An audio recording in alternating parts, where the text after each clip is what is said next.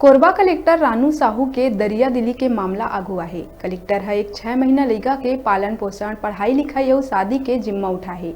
आप मन ला बता दन एक सामाजिक संस्था के द्वारा लड़का के अन्नप्राशन के आयोजन रखे गए रहिस, जिम्मा कलेक्टर ला आमंत्रित करे गए रहिस। जब कलेक्टर ला पता चलिस कि एक विक्षिप्त महिला हा एक नोनी ला जन्म दिए है और एखर पालन पोषण संस्था के द्वारा करे जाते, त कलेक्टर हा बहुत भावुक हो गईस और लड़का के नामकरण समेत शादी के बीड़ा उठाईस। ये दौरान कलेक्टर रानू साहू हा सामाजिक संस्था के प्रशंसा करत हुए हर मदद के उम्मीद बांधिस।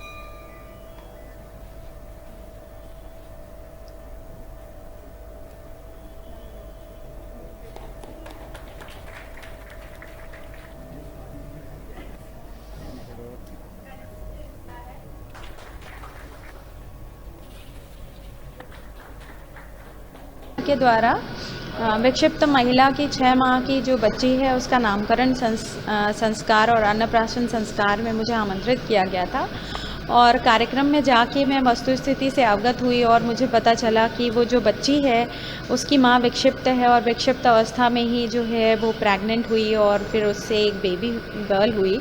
तो मानवता के नाते और फिर मैंने उस बच्ची के शिक्षा दीक्षा से लेके विवाह तक की पूरी जिम्मेदारी का वहन करने का दायित्व उठाया है।